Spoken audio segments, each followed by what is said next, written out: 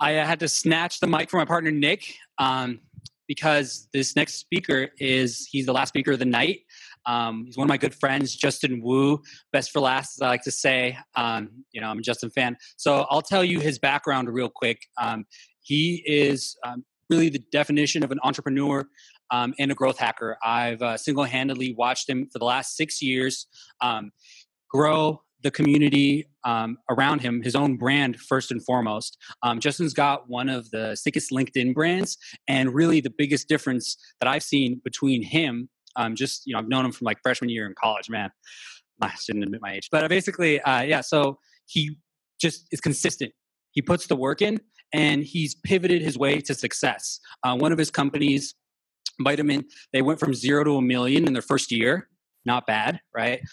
He did Kickstarter campaigns generating millions of dollars. Today, he's built one of the top brands in the blockchain space. That's his T-shirt, Biddle. It's a saying in the crypto space, and he's been able to do this really by strategy and a massive execution. So, without further ado, please give a warm round of applause to my friend Justin Wu. Thanks for the intro. Go, Justin. Test. Hello.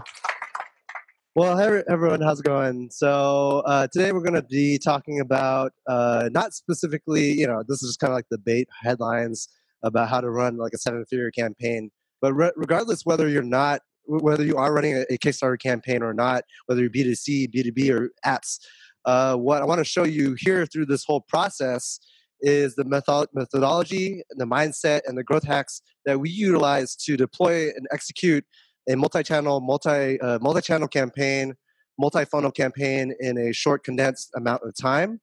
And so hopefully I can kind of come here, give you a few takeaways from this talk here, whether, again, like whatever industry you're in, whatever topics you're in, hopefully you can go and learn something from this after this talk. So what I want you to come out from my talk here is kind of the growth hacker and growth mindset and how the differences different than the typical, just like standard marketing or single channel specialist mindset. I also want you to think about planning. Now, we see a lot of talks out there. Everybody wants to just go out, execute, build MVPs, and do things. But the best growth happens when you plan out all your steps. You already know all your steps ahead of you. Then you just go execute and you just go run with it. So we're going to talk about how to build the full growth roadmap, especially if you understand your whole sprint. And that will help you set the whole ground floor for you to execute with actionable tools, and I'll share my stacks, as well as a few different case studies across personal brands to influencer marketing to viral growth hacks, and this all kind of combines together too. So just to give you a little background about me, I moved to LA. I originally was born here in Seattle, born and raised down in Renton, went to University of Washington, studied informatics. Then I got into the marketing space when I learned to kind of combine my software development skills and project management and information architecture for marketing. It actually came out to be very well, since growth hacking became a very technical subject, which I'll show you a little bit more too, because now we're talking about building scripts, Chrome extensions, softwares, automation to help scale our ideas and experiments and run growth. So from that, everything I've been doing is just all growth hack. I'm normally an introvert, so I decided to really go out and create content every day on LinkedIn, Snapchat, etc. So people will come to me, and I do public speaking too, because I'm not really really great to go out and speak with other people. So that in itself was a growth hack. I wanted to round up a lot of influencers, so then I run an influencer-only event and Facebook group.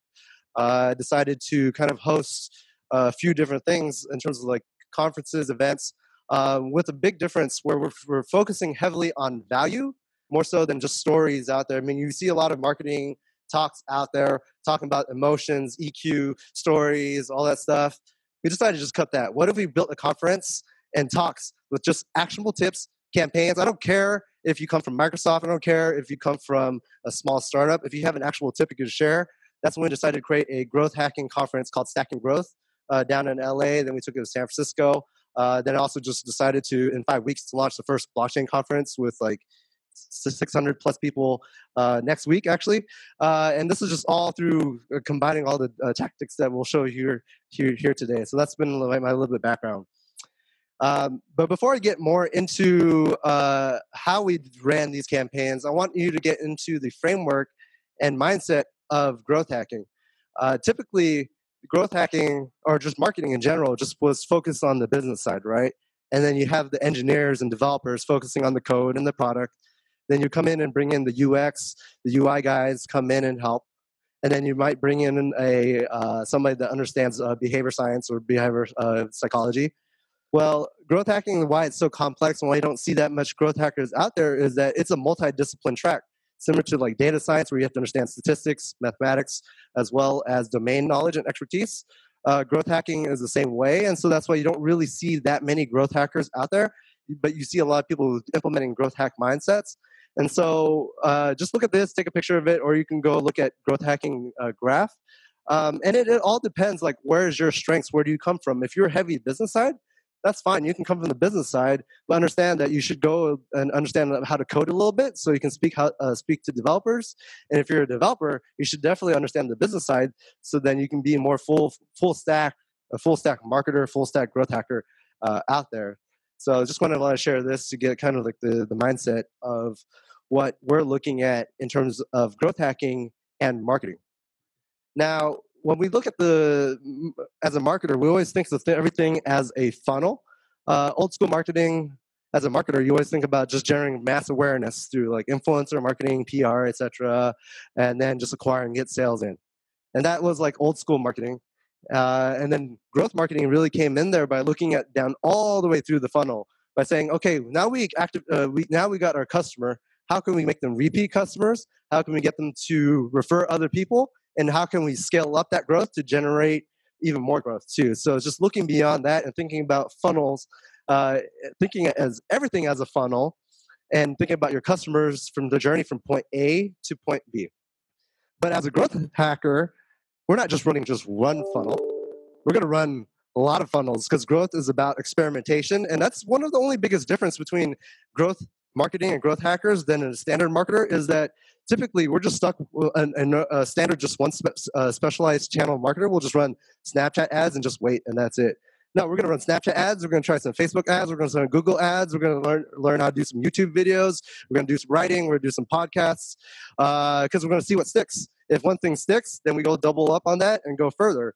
Imagine working at like this times much experiments. You're doing like 10 times more potential than the next marketer out there.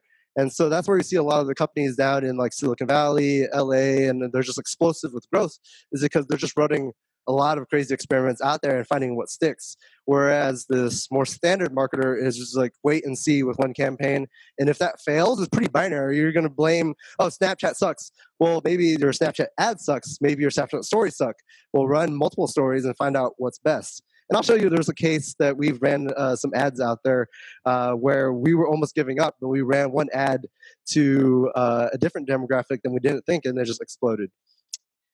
So what I want you to think about, besides the growth hacking thing, is when I actually started doing my first crowdfunding campaign, I realized I was like, whoa, every startup entrepreneur, whether it be the founder or marketer, entrepreneur, you should all understand and take a look at the crowdfunders and what they're doing, because it's pretty crazy if you think about it.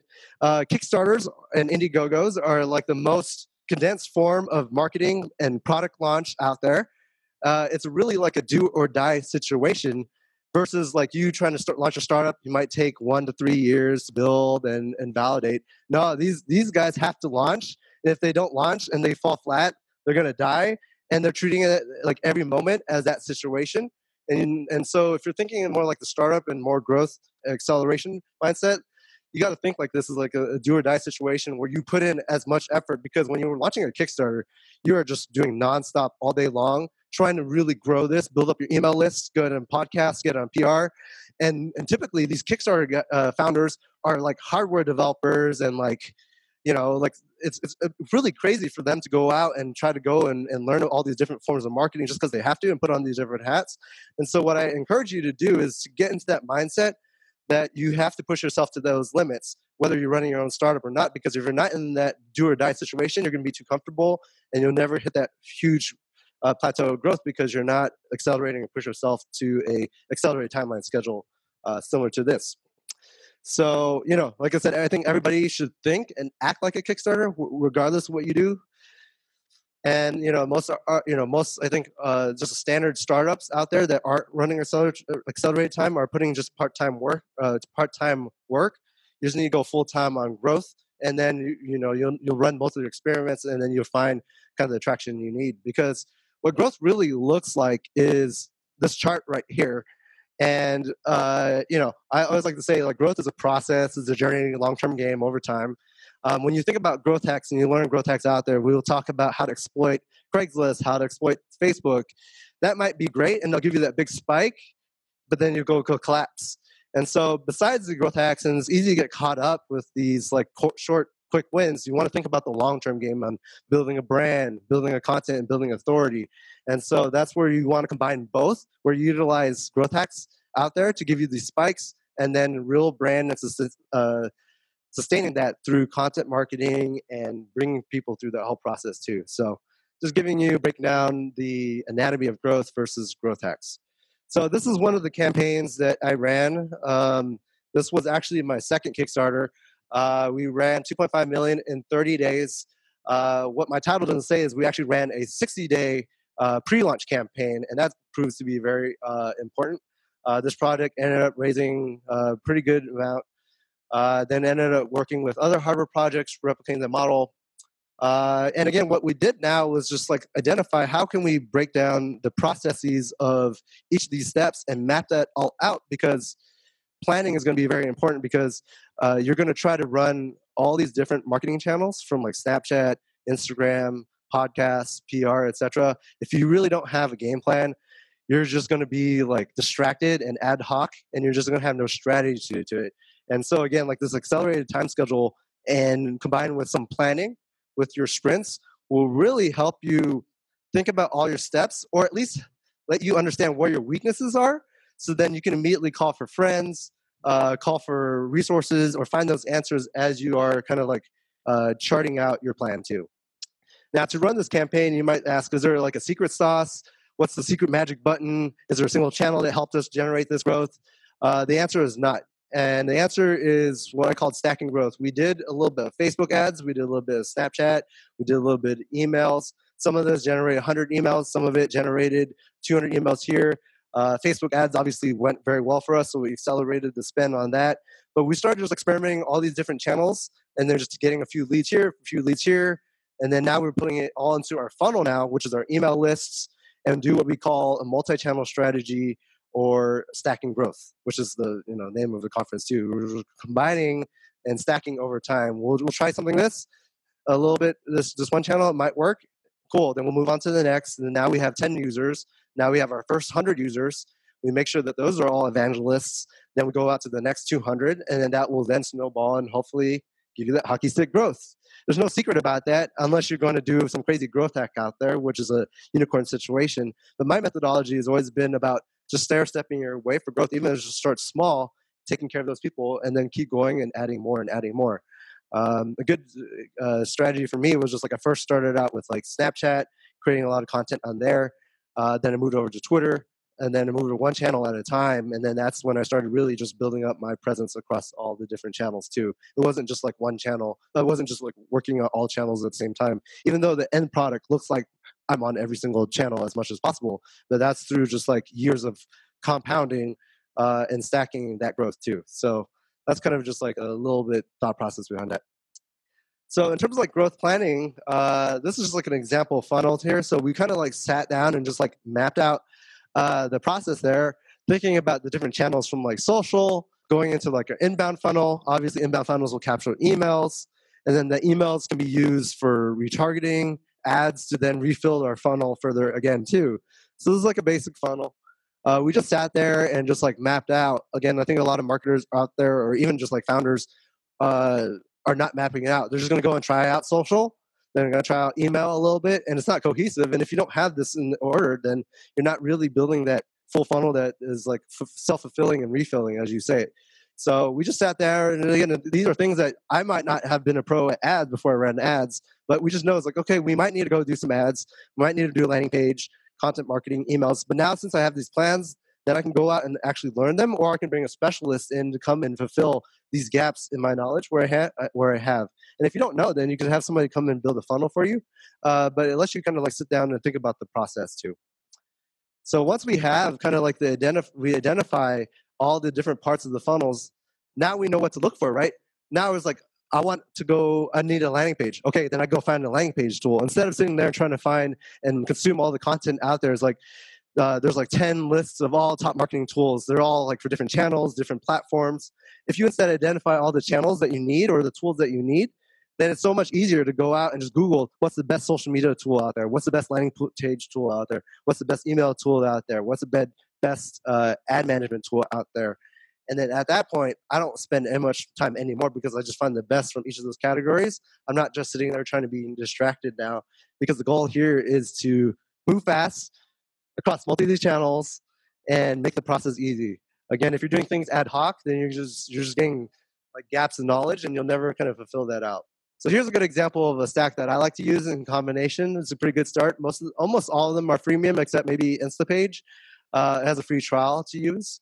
And then what we like to do too, again, is just like going back and thinking about funnels, thinking about awareness, which is social, PR, ads, emails, into our funnel, which is our landing page, and then our email marketing campaigns and ads. So again, it's just like sitting down, taking a pause before we run, and then coming back out again. And so, what I'll do next in this next section here is actually go talk about the campaign while also showing some tools and case studies. And then I'll leave it up to like anybody to ask questions about their startup or any growth hack tools. I have such a limited amount of time, but hopefully kind of run through like a few things and the tools, and not only the tools, but how I utilize them to generate growth. So for us to manage all the social channels, we use Buffer. It's a free to use tool out there. You can definitely just plug in all your social handles. Another tool that I personally like to use is called Instapage. Why I like Instapage a lot is it's literally drag and drop. If you want to build a page, and you don't need any coding, you can just resize things. It shows you mobile form. You can move it around, and once you're done, you hit save. That's the page itself. And so you can immediately deploy pages at scale, at fast, without worrying about a developer, without spending thousands on that as well. You could do A/B testing super easily. It integrates directly into all your email systems. Really great tool to just deploy things, even if it's just a concept out there. If you have a WordPress site, you can just plug it in as well too. It just creates those landing pages super easy too. And so this will be really good in the future when we come down to experimentations, because for our Kickstarter pages, we were looking at all the different conversion rates. We had big video on top with a big product on top in the middle, whereas a more like white background as well to keep it clean. And so, we just did different hypotheses or guesses. Not all traffic and users are equal, but, we utilized different split tests to see what's the highest converting, and kind of iterated from there. I think, again, like one of the biggest mistakes is that as a marketer, we're only going to run one landing page, and what if that landing page and copy sucks? Okay, you're going to be like, oh, the channel sucks. Oh, maybe the audience sucks. Well, what if your landing page sucks too? Like if you don't have that, you won't really know until you actually try it out there. So Instapage really helps you go around the experimentations. And again, it's just like coming up with variations. Just come up with different color schemes, or just order different styles or look at all your competitors, and just kind of match different landing pages and see what works.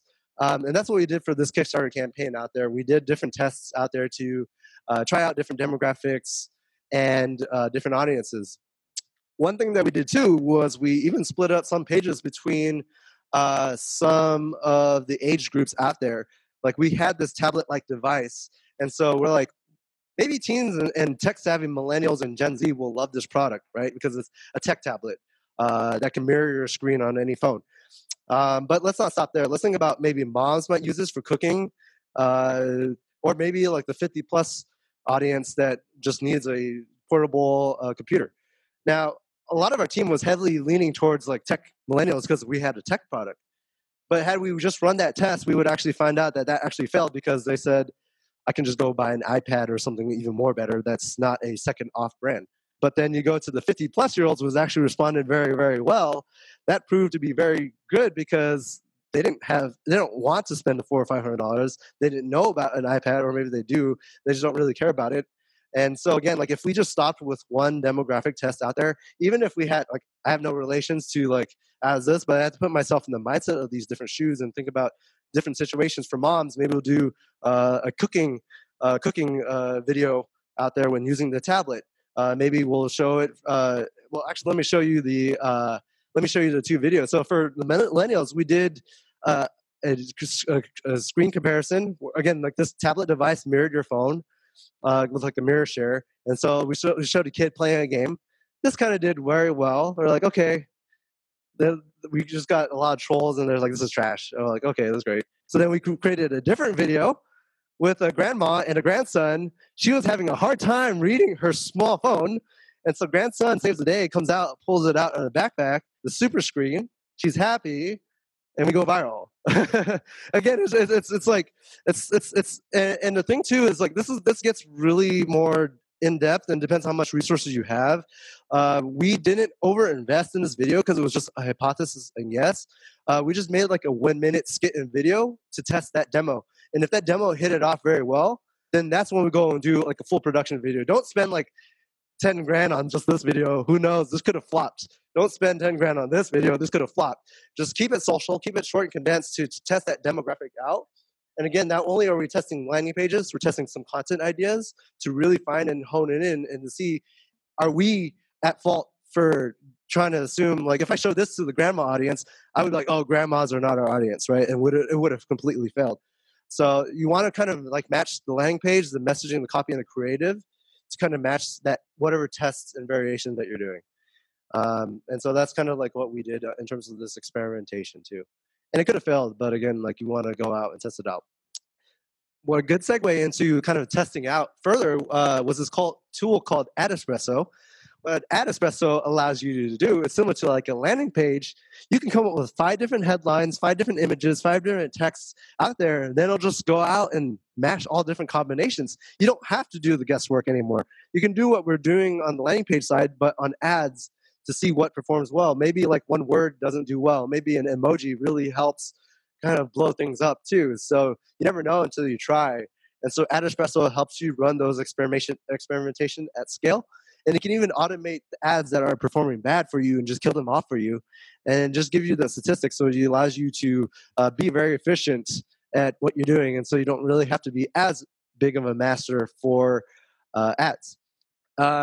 And so another good tool, I don't know if this works anymore actually since the last Facebook whacking all the APIs thanks to the whole Analytica issues. But I think that what's it called? Espresso does still have some examples of ads out there from your competitors and other people. And so if you're ever stuck with how should I go about creating my ads and creatives out there, go look at your competitors, whether you use a tool like Addicted if they're still functioning, or Espresso, or if not, just go to your competitors' pages, go to the website and get the retargeted ads as well, right? And then just start copying them, because what you'll see here is sometimes what you want to look for is social proof and comments and reactions. If they hit a good video, copy them, and then once you go out there, then you can go out and build derivative. You have a question about that? Yeah. Oh yeah, no worries. Yeah.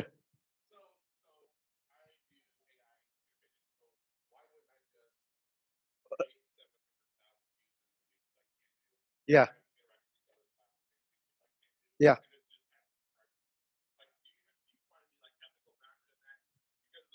You. Yeah, but yeah, you'd be doing that, but it'd just be vetting in numbers. You're just boosting your own vetting in numbers, and so in the end, the bottom line, you're just.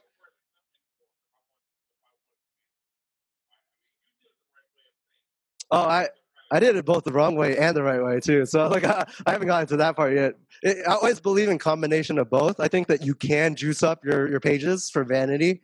I've done it for a few different projects before, but you combine it with also real, then you're just going to explode even further. If you just had pure like fake it till you make it, it depends on what your goals are, right? If you're trying to impress somebody and that's their only KPI, that's cool. But if you want real sustain, then you got to back it up further, right? And so like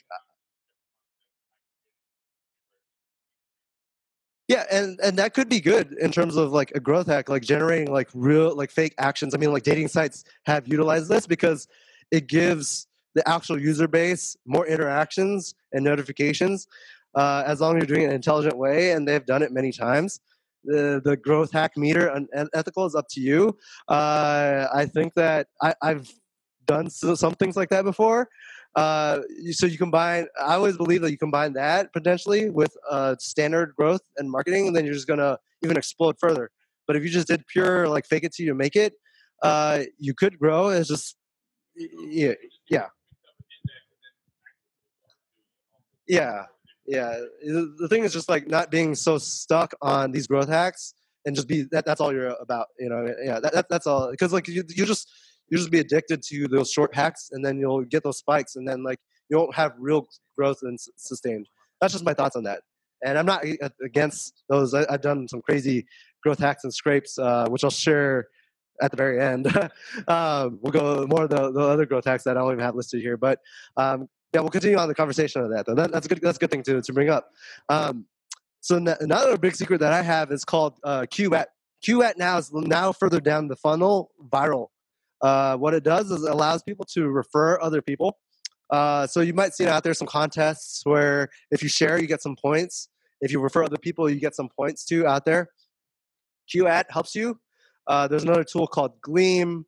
If you go look out there and just say viral giveaway contest, viral loops, you'll see these contests out there, and these are great because you can use these as lead magnets. You can throw away like free beef, Wagyu beef. You can go out and give away free growth hack lessons. You can give away ebooks, and this will help you explode because people are trying to win free stuff anyways all the time, and that will allow you to really accelerate and grow your list to insane levels like this. This is true stats right here. So this actually happened in 1 week with one of our clients.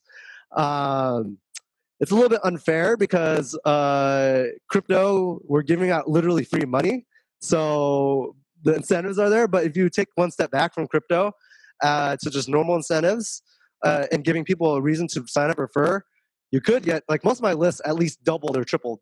And that's amazing because whatever dollar you put in, you double or triple it, you reduce your acquisition costs by double or triple. In this case, we did 3,000%. And not even that, the referral was referring more people, and it just got more exponential for this. And so the growth rate just exploded.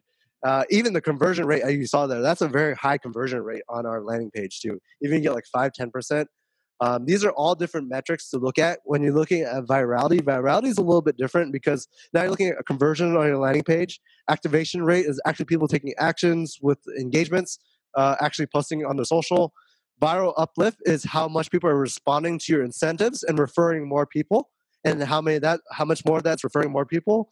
And the growth rate is just growth over time over too. So yeah, this is a big secret weapon that I've utilized for everything that I've done, whether it be for ICOs, whether it be for Kickstarters, whether it be for conferences, whether it be for ebooks, because you throw away incentives out there. Let's say you're doing a conference, then you just throw away like a free like consulting with one of the speakers there. Then yeah, you're gonna build up a lot more awareness immediately, even though it's not directly related to your conference. Now you just threw kind of like a bait out there, and then just use a tool like this to explode it further. You're gonna see some crazy growth.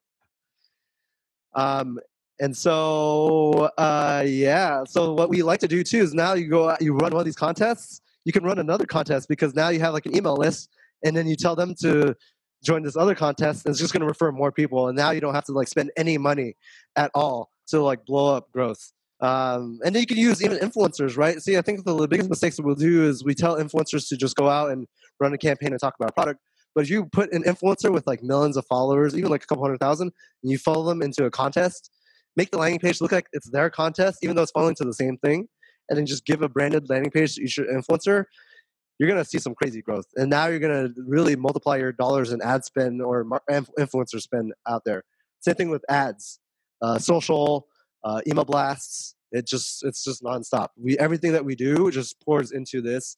And then when somebody clicks and shares, it looks like a game. And then it goes out like, as a post in their channels, and it goes back to the landing page out there too. So that's something to think about. One of the big secrets out there.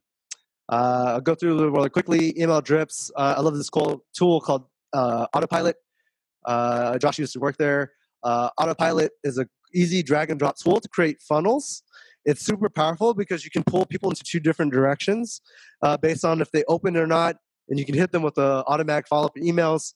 They have a lot more other integrations that I personally like too, where you can, if somebody goes down one path, and this is great for B2B, by the way, like if somebody opens your emails and doesn't respond, you can actually put a specific retargeting pixel to that lane of people, which is amazing. And then you can remove them off the retargeting list too. You can even send them a postcard. There's so much integrations. You can send them a text. You can send them a pop-up notification on the website. It just does full tracking on your full funnel, no matter what you do. And so, like, this is a really great way to not assume and treat all your customers the same. And especially if somebody's opening up your emails all the time, hit them with more emails. Like close them until they exit out. To a good thing. Then that's when you hit them with retargeting. You learn from Ty Lopez. You want to be omnipresent. You want to just follow them throughout until they I don't know. We got time for 2 questions. Okay. Yeah, go ahead. 2 questions. We can just open questions, and then we can talk more after too. Oh, I mean, I haven't.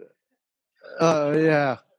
Well, I mean, like these are all our lists, so yeah, like they're all opt-in.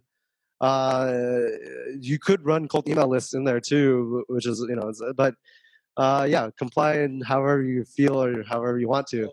Because there's a can spam at, but you can follow it and you cannot follow it, so it's up to you how you want to follow it too. So that's the tools.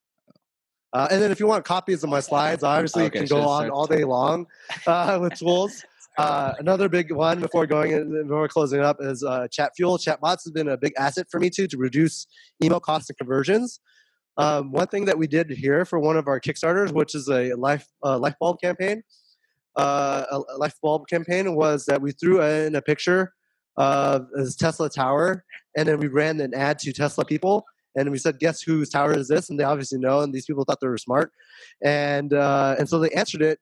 But what Chatfuel allows you to do is every time somebody responds on any content ad, a chatbot would immediately respond to them. And what's cool is you can actually retarget them. You can do push notifications. You can even ask for their emails. And so the thing is, every time when somebody talks or comments or responds, this shows back up into their newsfeed, into their friends. And so you're talking about acquisition costs that we reduced down to 40-60 cents per subscriber chatbot versus like $1 to $3 per email lead ad out there. So yeah, that's another tool I like to use. Blah, blah, more stuff. I can go on forever. Lumen 5 is a great tool to create business insider style videos. Those go super viral. Always great. High converting. Canva is a free to use tool. Don't need Photoshop. Lets you crank out content really fast. Make it look really good. And yeah, that's it. So if you send me an email though, I'll send you my slides. If you have any questions, definitely let me know. We can chat more after. I guess they're kicking on us. Thank you. Please give a round of applause for my friend Justin Wu. Crushed it. Good job. And thanks for staying this late. I know it was late and there's a lot of growth happening too. So hopefully this was value, and thanks again for the Logic Inbound and everybody here. My pleasure. Yeah, guys. So thank you so much for coming out.